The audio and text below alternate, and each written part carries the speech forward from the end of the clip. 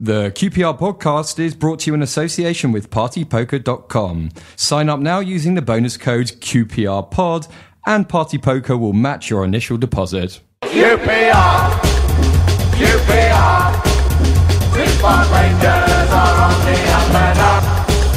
QPR, QPR, now we're heading for the European Cup. Hello and welcome to the QPR podcast, back for another season. I'm David Fraser.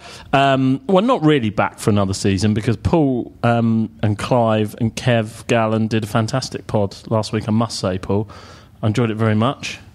It's all right. It was good. It was really, really good. I'll pay you some more compliments on it later. I'm David Fraser, as I said. I'm and going home. Doesn't get any better than this. There's four of us round the table tonight. I have to my left Paul Finney from Independent Rs. All right. We have Steve Sayce, also from Independent Rs. Yeah, good evening. Not from Independent Rs. But I read Independent Rs. Good. Why did you join up the post then? I don't read a big poster on message boards. Become one. I'm more of a lurker.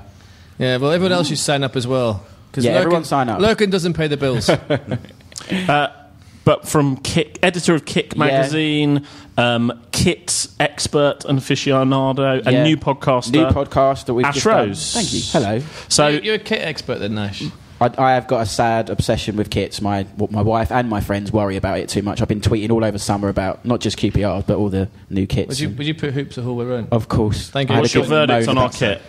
Should we do this now? Yeah, let's get out of the way. Come on, what's your verdict on our kit? The front's lovely. I mean, I'm not the biggest fan of red piping. I know it goes with our history and the Guinness kit, blah, blah, blah. I'm more the 90s. I'm not the biggest fan of red piping. I think we have our title to our podcast. But I like the fluorescent fluoro we had in the early 90s, that sort of Influence. piping. Yeah, the influence kit, so I like that. But no, the collar's different, and from the front, I was like, ooh, okay, I'm quite pleased with that. Yes, the hoops is obvious. It's an obvious thing to say. We would all like that. I don't know the ins and outs of the hands tied, whether it's true or not. But it's not nice to see. It wasn't great to see at Cheltenham. Well, it's obviously not true because Reading have got hoops at the back. So. Yeah, but there's also a hoop at the bottom underneath the back panel. Yeah, it looks a bit random. The third kit as well as a template, which annoys the absolute noise out of me, most because annoys the what out of you? Annoys the annoys out of me. Because the Smith Square Crisps kit. It's Bradford's home kit. Yeah. It's just you sign a deal with Nike that you expect bespoke kits, and you get a third kit that everyone else has got. Norwich, I saw, have launched a third kit that looks exactly the same. Don't need a third kit because they don't even need an away kit, do they? It's just a mixture of home and away. But going back to our kit, what I found, I know we're going to talk about Saturday in a minute. What I found weird is just watching the team in blue charging forward. Yeah, because that's what effectively we're watching. And you're kind of like, oh shit, that's us. Yeah. You know, if we hadn't been so bad at times, I wouldn't have recognised us. So, Ash, let's, in the interest of transparency, so we'll do a plug, but we'll be honest about it. Yep. You've started a new podcast. I have, yes. With West 12 Media. Tell us about it. Yeah, it's basically talking 90s football. So if you're a fan of that era, I like to say it changed football. We've just done our first show. We had a good chat with Brian Dean, who's got the first ever Premier League goal, and we had some fans on from Middlesbrough, Chelsea and Wimbledon talking about famous opening day. So that'll be available tomorrow. It's called Alive and Kicking, the 90s football podcast, and you can follow us on Twitter, AK90s. Have a listen if you like your 90s football. And it's on our website as well. It will be, What if you meant it in the 90s and you spend most of your time pisses a fart on the bottom of the loft? Can you still listen to it and understand it? Yeah, of course, yeah. Absolutely brilliant. Yeah. Well, it was my favourite era, though, to be fair. We don't want to get the iTunes police on you, Paul, but that's 2 inside the first 4 minutes. Ding, ding, ding, ding. Behave yourself then. No, we'll seriously. Keep counting. What I liked about the 90s was it was that era before football went pear-shaped, where it was still had money was coming into the game, but it still had its soul, and it was still kits were still quite decent. And the kit is the best era ever, isn't it, for kits? Yeah. They went ridiculously crazy. I mean, the new Norwich third kit is pretty much they've nicked it from the 90s because it's ridiculously different colours and stripes and stuff, and that's what's brilliant about the 90s. It was football was. I always say football was more fun in the 90s all round. Okay, relax about the kits. And I was saying relax about the kits. See, take a pill. You. It's Alive and Kicking because Paul Finney. This will be the second week in a row we've mentioned this band. Like because this. Simple Minds sang that song, which was originally wrote for somebody else, by the way. But why? It was wrote for Billy Idol, believe it or not. I found that out the other day. Fact. It was the first... it was the Sky's theme tune right? to their first advert for the Premier League. Oh, was it? Yeah. That's where I did the book on football 90s, and that's where the name came from. I don't think Sky will have an impact on football at all. apart from ruin it. Right, carry on. Right, let me do the mentions. You can follow us on Twitter at QPR Pod. You can go on our website, listen to old episodes, subscribe via iTunes by going to qprpod.co.uk. You can follow us on Facebook, look for the new QPR podcast. I think that's about it, isn't it? The only other thing to say is... No, I'm not going to do that. Let's just talk about Saturday then. What are we going to say then? Do we have to? Don't worry. Okay. I was going to do happy? yeah, I'm happy. Well, I was happy. I wasn't at the game on Saturday because I was flying back from holiday, and I arrived at Gatwick at 4:50, turned on my phone... And then promptly turned it off again. And promptly turned it off again. Look at Twitter, because that would have depressed Steve, what was your verdict? you. Ooh, just very disappointing. So much... I had so much hope and expectation, I guess, for the first game of the season. I thought we picked a really strong side. Austin and Phillips, I personally wasn't expecting them to be played. I was thinking if there was a deal imminent on the table for either of those two players, they wouldn't have been risked. But no, I thought it was a really good side. And wonderful day, cracking atmosphere, over 3,000 Rangers down at the Valley. First 20 minutes, we were excellent. I thought we stroked the ball about beautifully. And I thought we really controlled it.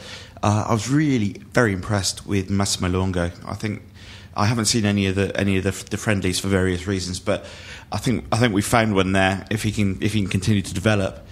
But after really the first 20 minutes, things just kind of went a bit flat. Charlton started to muscle us out of it.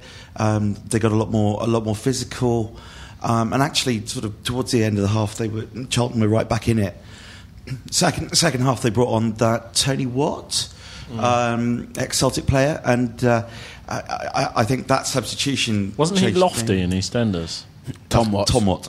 Do you know why he was called Lofty? Yes. Excellent. Carry because the script writer was a QPR fan and he named him after... Well, no, there are other ways of getting one's facts apart from you. No, I didn't say there wasn't, but I'm just saying because you would have known that otherwise. Paul Finney is Google. Yeah. Yes, exactly. God help Google. And that's why the Wicks family are in it as well, because he fancied Steve Wicks. Yeah. All right. Just set in the East End. Just to finish off, Sorry. We kind of ran out of steam second half, and I thought the first goal we let in was very soft. I thought Rob Green could have done a lot better with the shot that came at him. I thought James Perch was out of position for both of the goals, Well, that defence don't know each other. I think that was one of the biggest problems. Konchesky, who, by the way, just looks like a sort of home counties estate agent in his signing pictures. He looks weird with hair. Like we had 20 years of Paul Konchesky with no hair. He looks like he's a regional manager for a set of his 4 estate agent branches. You've been looking at that all day, haven't you? But I'll tell you, they haven't played together. No, absolutely. I think the most disappointing thing actually was the stick that Charlie Austin got when he was substituted. A lot of people I heard grumbling after the game that he hadn't been trying, hadn't really turned up, or was protecting himself or whatever. I didn't really get that. I don't think Charlie's that kind of person. No, and he was on his own up front, wasn't getting any service, and he wasn't fit. He's played what? Did he play 1, maybe 2 pre-season games? He was on his honeymoon, wasn't he? Yeah. I'm surprised he started but regardless of the transfer stuff, I thought he's not fit. He couldn't take 90 minutes of Championship football, especially Charlton are aggressive. They're a typical Championship side is what we'll face this season. Yeah. They're ugly, they try to play off the break, they try to find the gaps, and that is not the game to play a half-fit Charlie Austin. But also Charlie's a notorious slow starter to end the season, no matter where he is, so you can't really... you can't judge anyone on Saturday. Sorry Steve, have you finished? No, I was just going to say I think Charlie's done enough for us over the last couple of years really to kind of deserve a little bit better treatment than that. That's just my... And he's been pretty good about how he's behaved, I think, over the close season. He's the old trademark dignified silence, I think, can be applied to him. He's been a real gent on Twitter. He hasn't said a word out of place. Yeah, but he's had a real job. That helps. He's had a what? A real job in life. He's come from nothing and worked his way through. I had a row with someone surprisingly on Saturday with Charlie Austin because there's a ball that went over. And... he reckoned he wasn't trying for it. I guess the only way he tried for that is if he turned into a friggin' giraffe or if he's 10 feet tall. And the guy had an absolute go at me. He called me of his name. Did you use better or worse language than you did to my nephew for the Dundee game. So Paul swore in front of my 5-year-old nephew at the Dundee game. It's when he swore back, the panic. Yeah. No, but the thing is, it's kind of like, and tempers, I guess, were very frail. I mean, look, everyone's expectations are huge. Let's not beat around the bush. You know, we still spent a lot of money in the summer. I know it's transition. I know it's a different class of players. I know the wages are lower. We still spent a lot of money. Money that Charlton can only dream of at this present time. So you would expect QPR to go and put a team out that would beat Charlton, and that's not being arrogant, that's just being the way it is. Unfortunately, they wanted it more than us. And what got me in Saturday was every corner that we had in set piece, they got the tall lad just to knock it out, and they were picking up in midfield. We didn't seem to counter that. Whereas when we were going down the flanks and hitting low balls in, they were in complete panic. Yeah. They didn't know what to do. They were hitting it everywhere. And then we started playing the long ball, which I thought, you can't do that. It's not Charlie's game either. No, of course not. And he didn't seem like he was going to... I mean, I'm not being funny. If he's on the verge of another move to the Premiership, he's not going to go in for 50-50 thinking, well, that's my season. And you can't blame him. And he doesn't owe... us a wave, and he gave us a wave. He doesn't owe us anything, because when you've been booed, quite frankly, if it was me, I would be very upset about it. And he came out, he handled it really well, and he should be booed, because without him we wouldn't have got up with the Premiership, or it was a disaster. It wasn't his fault, and he's done enough for this club. And sometimes I think there's a kind of a new breed of QPR fan that maybe expects too much from what we've got, and we've got to be realistic here. 15th would be a good place for us this season, and we have to realise that. Because we don't want to do a Wigan. We don't, even Cardiff and Fulham last season. They could have both gone down. So I think you're right. I think stability should be not the most people expecting, but that should be the realistic expectation. But the players have got to help the manager, because everyone's saying, the board are saying, and the fans are saying, we've got to give them time, we have to be patient. The best thing the players can do is go out there for 90 minutes and give their all and die on their feet. Come off that pitch, leave nothing, and at least then they're showing. And then when you get some wins, that's the best way to help the manager through this difficult time. One of the problems is that they haven't had a proper pre-season, have they? Disaster. Well, if broken record, that is. If anybody listened to Paul's excellent pre-season podcast last week, Jesus, this is getting boring. It was really good, Paul. And if anyone hasn't listened to it, I like our Rose better, David. When we get on with each other, it just throws the audience. Well, people think we don't like each other, but actually, it couldn't be further from the truth. Yeah. If you listen to it, which is really good, because if you haven't listened to it, listen to it, because it's really good. It's Clive and Paul and Kevin Gallen talking, and then Jamie Mackey comes on the phone, and it's almost like it's 4 QPR fans talking, not 3 plus a current player. Yeah. Anyway, in that podcast, Kevin Gallen must have said 6-7 times, I'm a bit worried we're undercooked.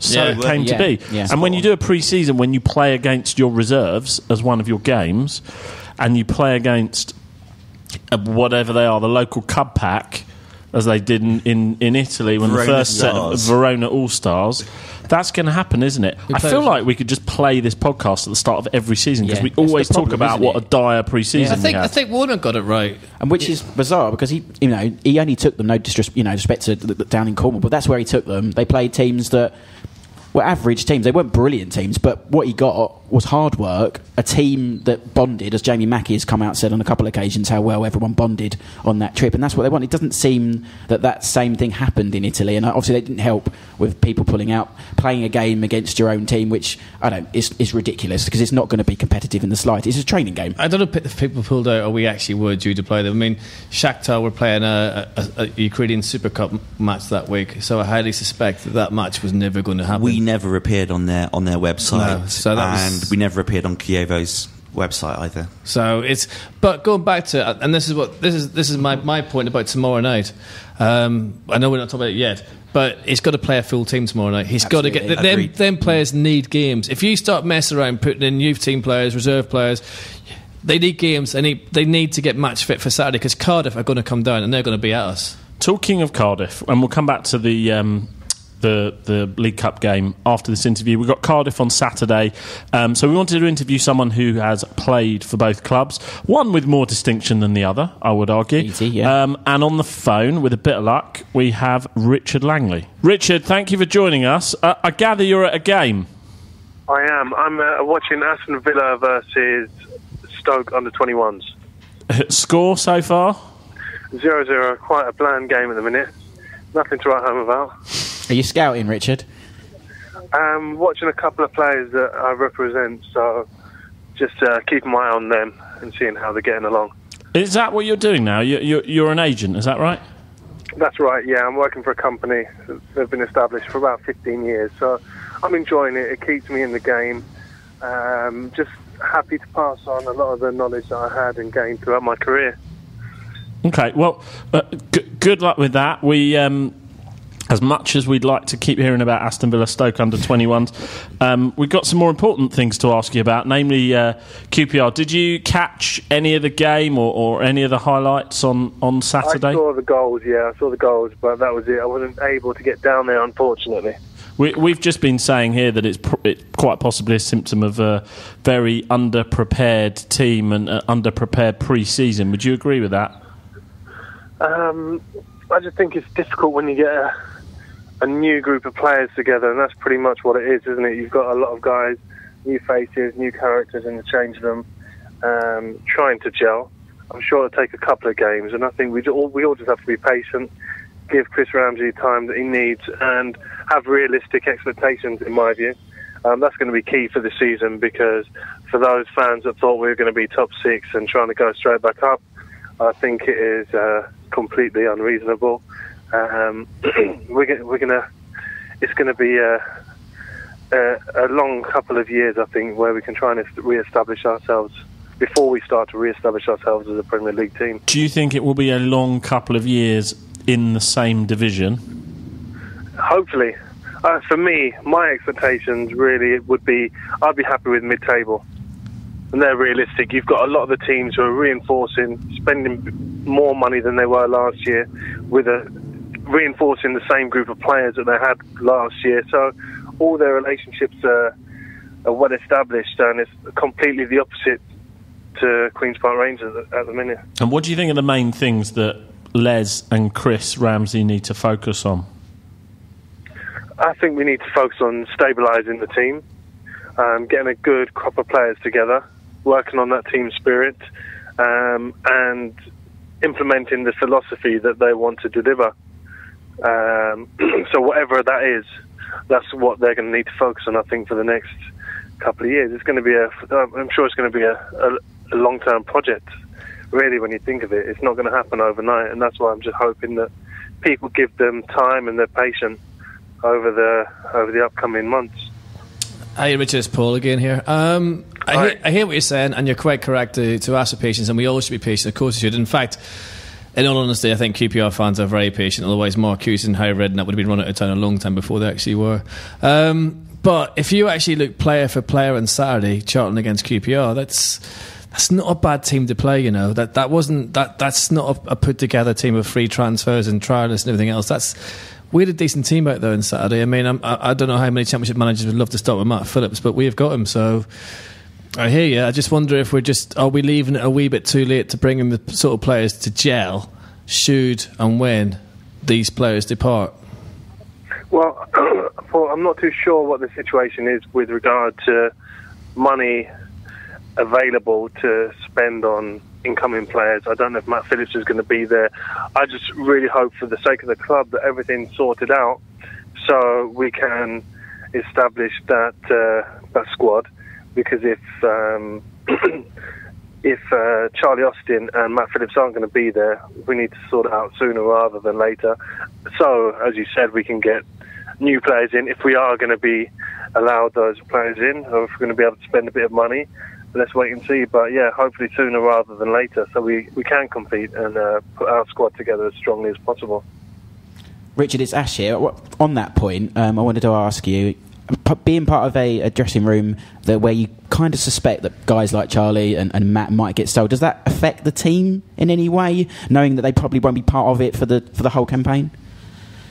I think it can do. That's why I'm saying it needs to get done ASAP, really. I've been in a couple of change rooms where players have almost thrown the towel in and not given it their all because they're waiting on a move. I hope that's not the case. I hope they remain professional and true to their contracts and to their character. they're good guys. Obviously, they want the moves to go through. QPR are holding out for as much money as they can get. But, you know, you'll have the other players thinking, right, that's our top scorer from last year. What are we going to do this year? And it could affect the changing room in that sense, you know, where you're thinking, God, this could be a difficult season. We're going to be without our two best players. What are we going to do now? You know, so hopefully that's where I'm sure Les and Chris, their experience will come in handy.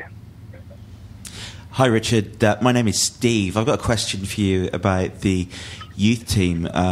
You clearly were probably the highest profile youth team player to come up into the first team in the last 20 years, which is quite an amazing stat. But what do you think has gone wrong with the flow of players coming up into the first team, and what do you think can be changed to change that and to get more youth into the team?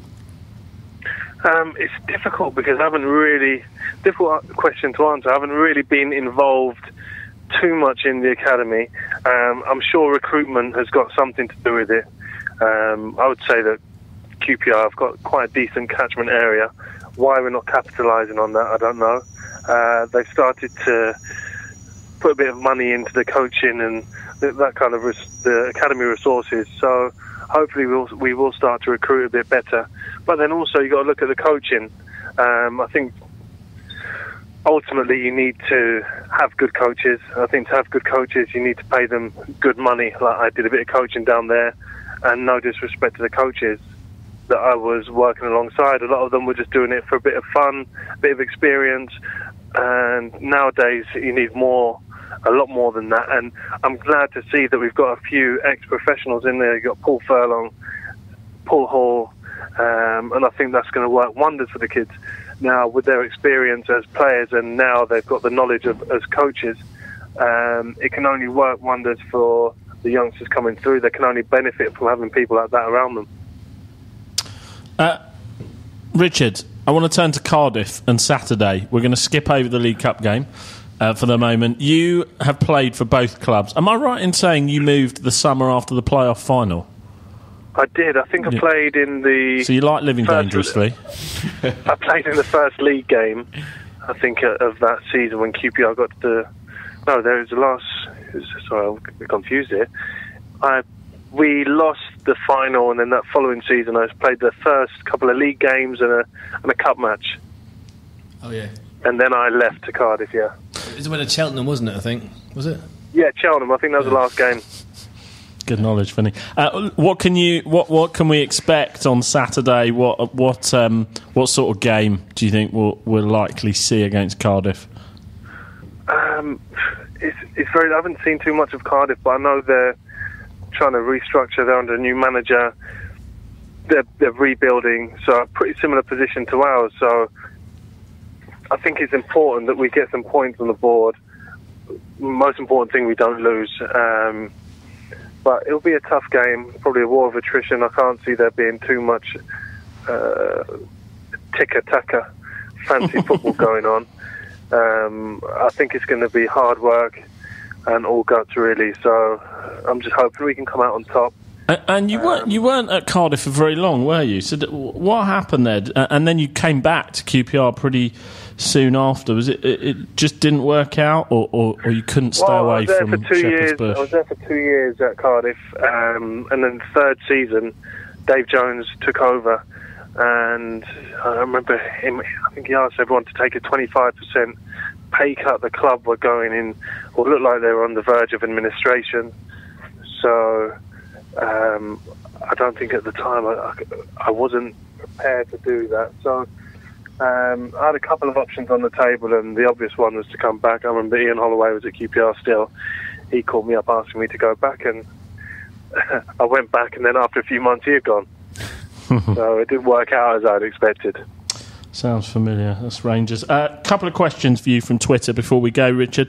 Joe QPR wants to know, did it hurt missing the playoff semi-final against Oldham because of a needless sending off? Yeah, I think about it all the time. I think about missing that semi-final, which was probably one of the biggest nights at Loftus Road that I've seen in my lifetime. And then obviously the final, where I've got people like, I don't know if you remember Richard Paquette, he's an old friend of mine. Yep. He played up front in that game, and he's got the memories of walking out in front of God knows how many people. And I was just there with my video camera, unfortunately, and it's something that I really miss, because it was probably I was on top form at that stage of the season. It was all just coming together, and hence getting the move, I think, to Cardiff and having a bit of interest surrounding me at the end of that season. So, Sorry, the fear of sounding like a smart arse, which I'm far from. I've never seen you act the way you did at the Oldham game with the ref and everything else. Was it the tension? What was it, do you reckon, that snapped in you that day? Because you could see that was going to happen from the terrace, I'm afraid. So, well, it happened within 2 minutes. I don't know if you recall. I probably scored the goal to equalise, and then got sent off all within maybe 4 or 5 minutes, maybe not even that. But I remember the referee, Steve Bennett, he should have sent off the captain, I've forgotten his name, one of the brothers, for his second yellow card. And we've all surrounded the referee.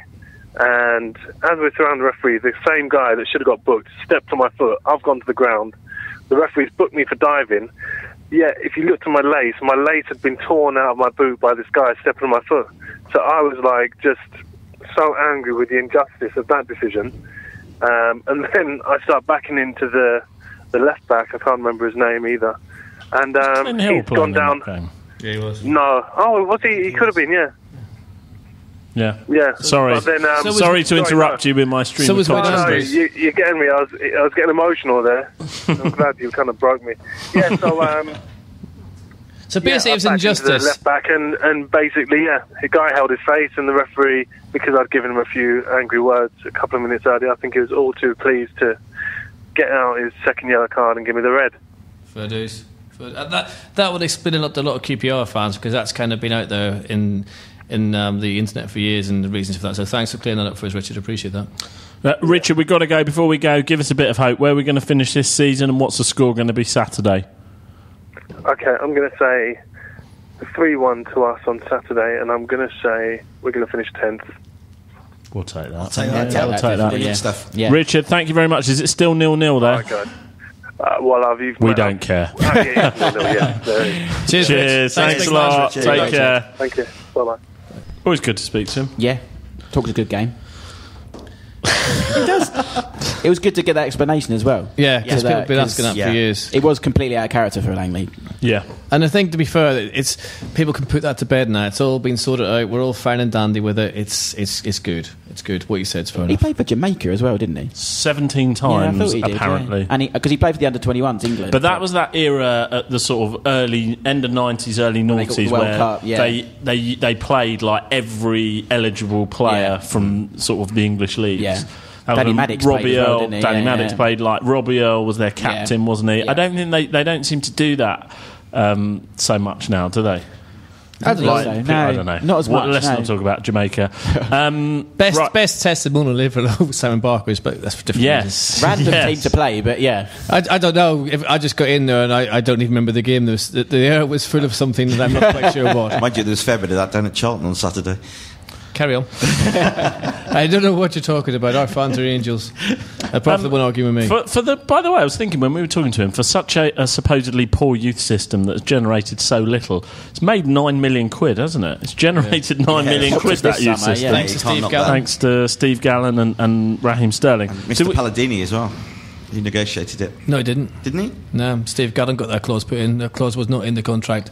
5 seconds before it was about to be signed, Steve stuck it in. That's interesting, because that's what I thought. Common knowledge, I thought, said that Palladini negotiated that. I suspect it's one of those things that everybody claims they were the one that put the clause possibly in. I think I did. Right.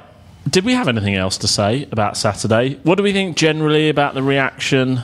I think Charlton stewards are completely over the top, for one. Going back to the game, Well, we've talked about the game. I wanted to talk about the reaction, the sort of hand-wringing that's happened since. Steve? Yeah, I've been critical of the board and managers in the past. Actually, I think we've got to give them a chance this time. we've got a plan in place. We've got Les Ferdinand, who really does care about the club. Chris Ramsey, may not be experienced as a manager, but we can't keep chopping and changing every few weeks. I mean, I noticed on I think it was We Are the Rangers Boys or something, there was a poll there today saying how long will we give Chris Ramsey after a game. And it's like 1 to 3 games, or sack him now, or Christmas, and so many people are saying that that they really are giving him like games in single figures. Right, let me ask you something. I'll ask all three of you. Where do you think we'll finish this season? I agree with what we were saying earlier with Paul. I think we'll finish mid-table. There's a hope in me that because the league is so open that the playoffs. You look at it, you think if you can. So somewhere around 12th. Yes. Steve, 14th. So, okay, Paul. I stand by what I said. I said fit between 15th and 10th. Will do. Okay, so I think more or less the same, 12th, 13th. In which case, there needs to be a bit of realism about it. If you finish 10th, 11th, 12th. You only win about a third of your games. You only win 12, 13, 14 games in this league. Well, actually, if you look at the teams, which means 2 out of 3 games you don't win. Yeah, but if you look let's relax a little bit. We're not going to win every game if we're going to finish mid-table. Agreed, but if you look at the points that teams went down on last season, it was high. It was in the near 50s. Yeah, but there's a lot of games. There's 8 more games than in the Premier League. What I'm saying is, losing and winning in football is a mindset. That's all it is. And we have got to get a win under our belt pretty sharpish. Otherwise, it's going to be a very, very, very long season. I don't expect great things. I don't expect a cup run. I don't expect anything. I just want the club to exist. But it's also really important that with the home form, because, again, we've got that many more games. We've got to try and make Loftus Road a fortress again. And I know it's easy to say, but so often last season, we go a goal down early on, and the atmosphere at Loftus Road just completely collapses. The only way that we're going to generate enough points to be comfortable in mid-table is, I think, with a good run at home. Does that mean that the money's ruined us because we've spent so much money? Has it actually ruined us as a club in our expectations? Because I don't remember. Well, I think some fans. We've been spoilt. What we've done in the Premier League, the 3 seasons we were in it. We're an A to Z of what not to do as a promoted Premier League club. So it's kind of spoilt. They have been spoilt to a certain degree, but they've seen rubbish pretty much in the Premier League. So it's better to stay down, consolidate, and not do what we did again. Surely. I think expectations is different to sort of what you say. It's all very well saying it before the start of the season, but to go back to this, looking at it from a statistical point of view, if you finish 10th or 11th, you lose as many games as you win, and that's hard. It's all very well saying at the start of the season, 10th, 11th, 12th, fine. But that means not winning 2 out of 3 games, and that's quite tough when you're in it, and you can get a bit impatient in it. I think we've all felt a certain entitlement to be in the Premier League since the 90s. And so we have a bit, maybe entitlement's not the right word, I don't know. But I've certainly felt that we should be in the Premier League. I think if you grew up in that era, you kind of feel like, so us not being there feels like we're underachieving. But then I grew up in an area Belfast. Really? Yeah. Are you sure? No. You never mention it. I'm at a certain age, i.e. I'm 46 on Thursday and feeling very old, that I wanted to see QPR at Wembley. I've seen QPR on TV live at Wembley in the FA Cup final.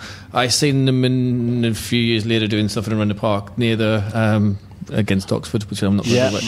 I've seen us in a playoff final. I've seen us in semi-finals. I've seen us win a playoff final, which I never thought we'd do.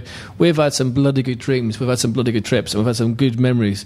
But the problem is now, you've also got to be realistic. We spent 500 million quid and we have nothing to show for it, and that's frustration. And it feels like the money sounds a lot of money, Paul. Well, you think about 500 million. You think of it, 2 years of Premiership money, the money we've had from the Premiership. You think with 200 million in debt, that means somewhere along the lines we've gone through a lot of money. Yeah. You got to double that. That's a lot of money. Like we can't really bid that much for like Tim Ream. We reportedly are in for, and we're struggling over to offer a little bit more than they're asking for. This is a different era now. We're not going out and buying Anton Ferdinand or signing his brother on a ridiculous contract. But you've still got Sandro floating around in the atmosphere somewhere. We don't even know where he is. I want to start a Twitter feed. Where's Sandro? He's actually in Brazil, apparently. He's still there. So you know what I mean? And that shows...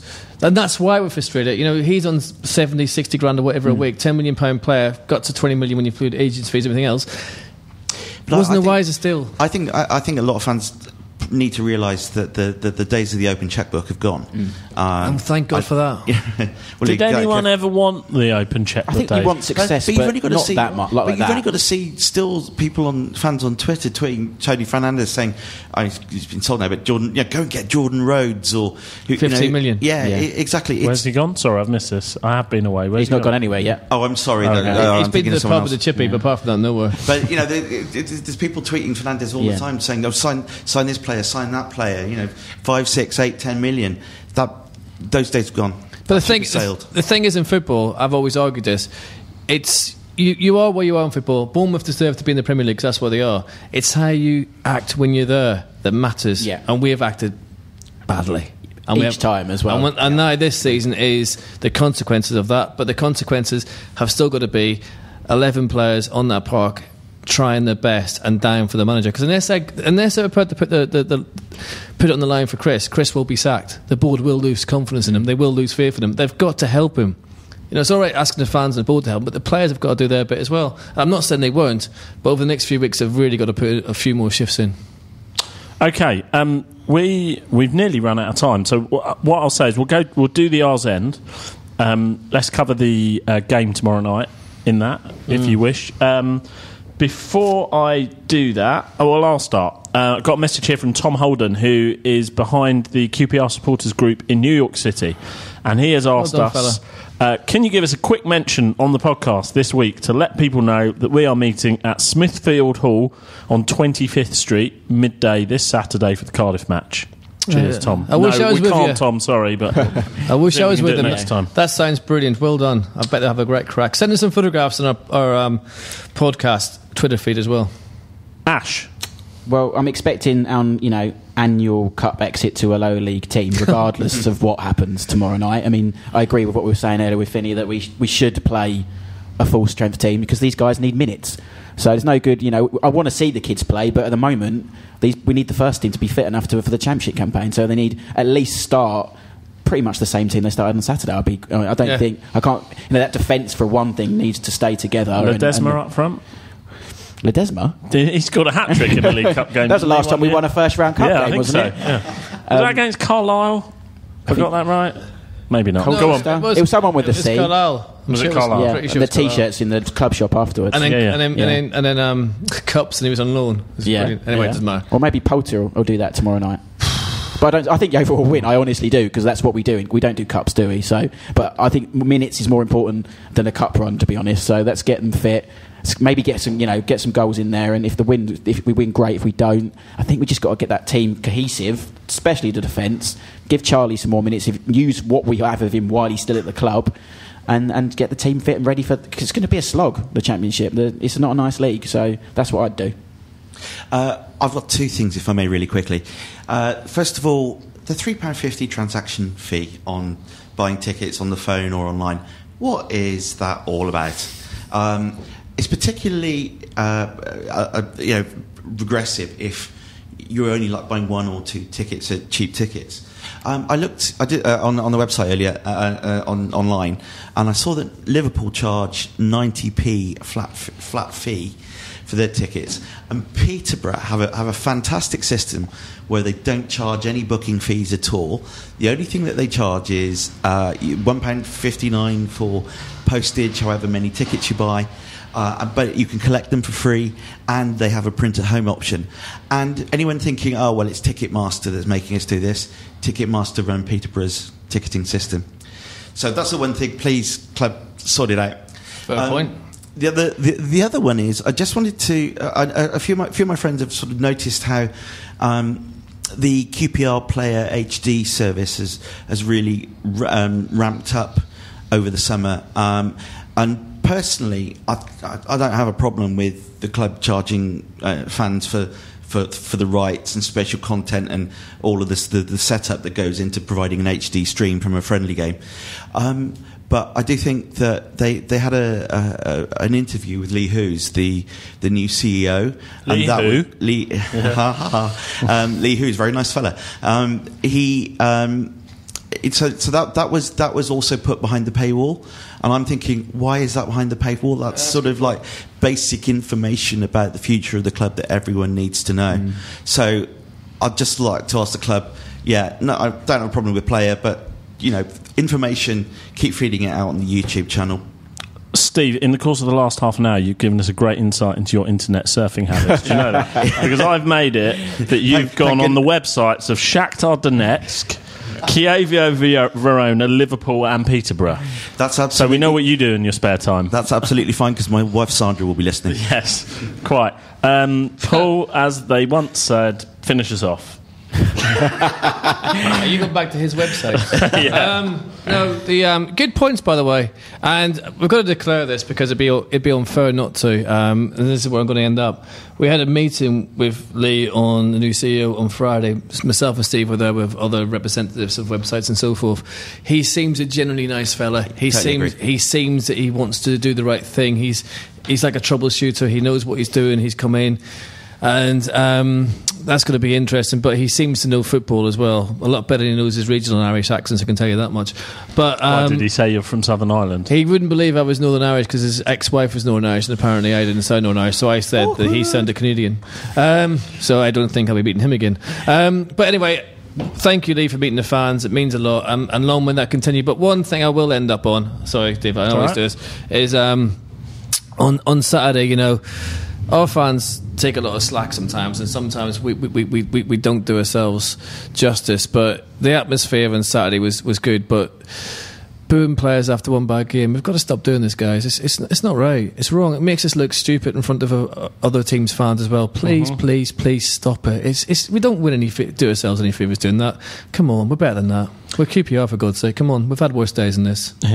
We'll finish off with predictions in a second. Just a couple of things I need to tell you. First of all, we've got a promotion running with partypoker.com. If you sign up on their website using the bonus code QPRPOD, Party Poker will match the initial deposit that you put down. That's the first thing. The second thing is, Paul mentioned this last week, but we ran a thing over the summer where you could become a pod patron, which was people donated money through our PayPal, which really helps us to run and pays for sort of the upkeep of the podcast. And we had an amazing response to that. So I wanted to thank everybody personally who did that through our website. We're going to be in touch with everybody and sorting out kind of all the various things that entitles everyone to, but I wanted to say thank you to everyone. So we need to do two predictions. We need to do the game tomorrow and Cardiff on Saturday. Paul. Fucking hate Cardiff. I don't want to lose to them bastards. Sorry, people. So tomorrow night I'm going probably for a loss because that's what we do in cups, and it's ridiculous because if you're skint and you want to get yourself going, cups are a great way of doing that, but we'll probably lose. I hope we don't. Saturday I think we'll win 1-0. Steve? I want to be optimistic about tomorrow night, but no. First. No, I think we'll lose it. I think we'll lose it 1-0. Probably go to extra time, and then Cardiff. I think we will be Cardiff 1-0. I think we'll win tomorrow night. I think we'll win 2-1, and I think we'll. I can't say draw, can I? I actually think we'll draw 1-1 on Saturday. Ash? I think we'll lose, as I've already said, tomorrow night. Maybe 2-1 to Yeovil. But I'm going to be optimistic. I think we can beat Cardiff. Again, Cardiff are another typical championship side. We're at home. Let's get behind the boys and come on you R's. Come on you R's. Thank you for listening. This has been the QPR podcast. Yours. QPR. Response Rangers are on the up and up. QPR. Now we're heading for European. This podcast is a West 12 Media and Burble Media production.